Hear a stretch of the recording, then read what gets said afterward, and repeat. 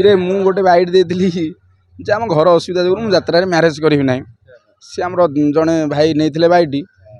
ଜପୁନ ଆଉ ଯାତ୍ରା ଯେଉଁ ଖରାପ କଲେ ମୋ ବାଇଟ୍ଟା ଶୁଣିଲେ କିଏ କହିବ ଯାତ୍ରା ଖରାପ ମୁଁ କହିଲି ଯାତ୍ରା ଘର ପରିସ୍ଥିତି ପାଇଁ ଘର ଝିଅଟେ ବାହାରିଲେ ସେ ଘରେ ରହିବ କି ବାପା ମା ସେବା କରିବ ଏଇଆ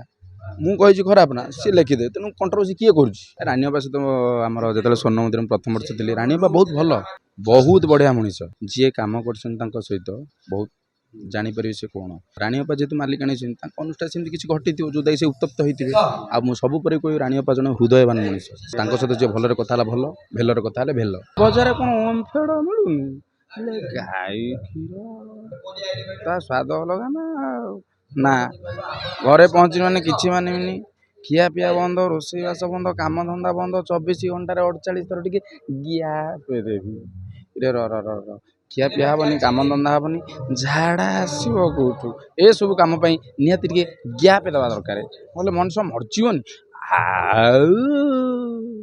ମୁଁ ଯାତ୍ରାକୁ କର୍ମ ବୋଲି ଭାବି ନେଇଛି ତେଣୁ ମୁଁ ଯେତିକି କର୍ମ କରିବି ମୋର କାହା କଥାରେ କିଛି କହିବାର ନାହିଁ କଣ୍ଟ୍ରୋଭର୍ସିକି ଯିବାର ନାହିଁ ମୁଁ ଜାଣିଛି ମୁଁ ଆସିଛି ଯାତ୍ରାରେ କାମ କରିବି ବାସ୍। ଇରେ ମୁଁ ଗୋଟେ ବାଇଟ୍ ଦେଇଥିଲି ଯେ ଆମ ଘର ଅସୁବିଧା ଯୋଗୁଁ ମୁଁ ଯାତ୍ରାରେ ମ୍ୟାରେଜ୍ କରିବି ନାହିଁ। ସେ ଆମର ଜଣେ ଭାଇ ନେଇଥିଲେ ବାଇଟ୍ ଜପୁନ ଆଉ ଯାତ୍ରା ଯେଉଁ ଖରାପ କଲେ ମୋ ବାଇଟ୍ଟା ଶୁଣିଲେ କିଏ କହିବ ଯାତ୍ରା ଖରାପ ମୁଁ କହିଲି ଯାତ୍ରା ଘର ପରିସ୍ଥିତି ପାଇଁ ଘର ଝିଅଟେ ବାହାରିଲେ ସେ ଘରେ ରହିବ କି ବାପା ମା ସେବା କରିବ ଏଇଆ ମୁଁ କହିଛି ଖରାପ ନା ସିଏ ଲେଖିଦେବେ ତେଣୁ କଣ୍ଟ୍ରୋଭର୍ସି କିଏ କରୁଛି କିଛି ଗଣ ଅଛନ୍ତି ସିଏ କହିଲେ ଜପୁନ ଆଉ ଯାତ୍ରା ଝିଅକୁ ବୋଧେ ଖରାପ ଭାବିଲେ ତେଣୁ ସେ ଯାତ୍ରାରେ ମ୍ୟାରେଜ୍ କରିବେ ନାହିଁ ନାଇଁ ମୁଁ ସାଙ୍ଗେ ସାଙ୍ଗେ ସେ ଯିଏ ଛାଡ଼ିଥିଲି ମୁଁ କ'ଣ ମୁଁ ଏହା କହିଛି ଶୁଣିଛି ସେଇଟାକୁ ପୁଣି ଲେଖା ଚେଞ୍ଜ କରେ ଯେହେତୁ ମୁଁ ଭିକାରୀଙ୍କ ଟିକେ ଫଲୋ କରେ ତାଙ୍କୁ ଗୁରୁ ବୋଲି ମାନେ ଭାଇ ଯୋଉଠି ଥାନ୍ତୁ ଭଲରେ ଥାନ୍ତୁ ତାଙ୍କୁ ମୁଁ ଏଇଠୁ ଚ୍ୟାନେଲ୍ ମାଧ୍ୟମରେ ସେ ବି ମାନେ ଆମର ଏଇ ଚ୍ୟାନେଲ୍ ମାଧ୍ୟମରେ ମଧ୍ୟ ଦେଖିପାରିବେ ତାଙ୍କୁ ହୃଦୟରୁ ସଫଳ ମିଳୁଛି ଯାହା ହଉ ତାଙ୍କ ଆଶୀର୍ବାଦ ନେଇ ଦର୍ଶକମାନଙ୍କ ଆଶୀର୍ବାଦ ମୋ ବାପା ମାଆଙ୍କ ଆଶୀର୍ବାଦ ନେଇ ମୁଁ ଆସିଛି ଯାଉ କେତେ ବାଟ ଯାଇପାରୁଛି ଭାଇ ସବୁବେଳେ ଭଲରେ ଥାନ୍ତୁ ଭାଇ ତ 1 ନମ୍ବରରେ ଉଡ଼ୁଛନ୍ତି ଆଉ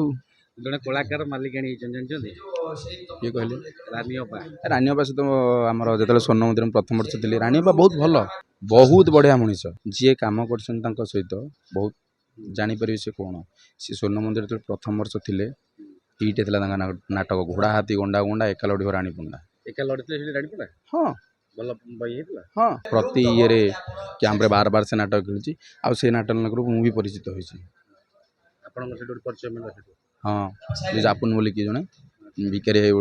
ଜୁନିୟର ବିଭାଗରେ କାମ କରୁଛି ରାଣୀ ଅପାକୁ ଠେଙ୍ଗି କହିଲେ ହଁ ନିଶ୍ଚିତ ମୁଁ ଯେତେବେଳେ ଦେଖେ ଅପା ତମରି ନାଟକ ନ ହୁଏ ଜପୁନ ଆଜି